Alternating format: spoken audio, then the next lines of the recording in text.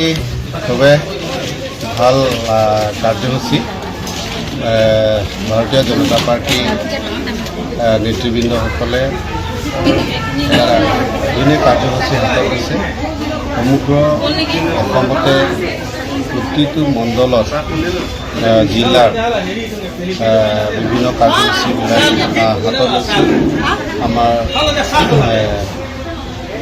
দেশৰ প্ৰধানমন্ত্ৰী বিশ্বৰ নেতা দেশৰ প্ৰধানমন্ত্ৰী নৰেন্দ্ৰ মোদীজী তেখেতে আমাৰ দেশত নেতৃত্ব প্ৰধানমন্ত্ৰী হিচাপে ব্যতিক্ৰম হোৱাৰ তাৰে সংগতি ৰাখি দলে বিভিন্ন কাৰ্যসূচী হাতত লৈছে। গতিকে যোৱা কিছু তিনিদিন আগৰ পৰা বিভিন্ন কাৰ্যসূচীবিলাক লৈ আছোঁ আৰু আজিৰ দিনটো আমি প্ৰথমে প্ৰগতি পথ যাত্ৰা কাৰ্যসূচী হাতত লৈছোঁ।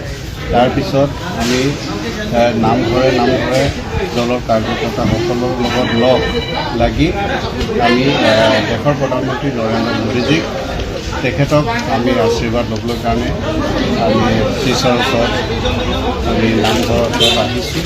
তেখেতৰ হৈ আমি সেৱা আগবঢ়াইছোঁ।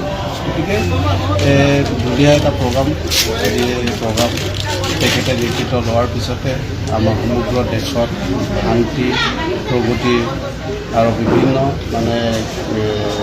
দুখীয়াৰ যি সাধাৰণ ৰাইজৰ বিভিন্ন আঁচনিবিলাক সুবিধা পাইছে। সকলো ৰাইজে খুবেই আনন্দিত আৰু আজি সকলো ৰাইজে ওলাই আহিছে যে আজি নামঘৰৰ যি সেৱা লোৱাৰ প্ৰগ্ৰামতো বহু মানুহ ওলাই আহিছে বা দলৰ কাৰ্যকৰ্তাসকলেও ওলাই আহিছে। গতিকে সেইখিনি আছে প্ৰগ্ৰাম।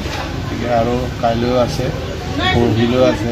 তেনেকুৱা 14 তাৰিখলৈকে আমি তেনেকুৱা বিভিন্ন কাৰ্যসূচীবিলাক আমি হাতত লৈছোঁ।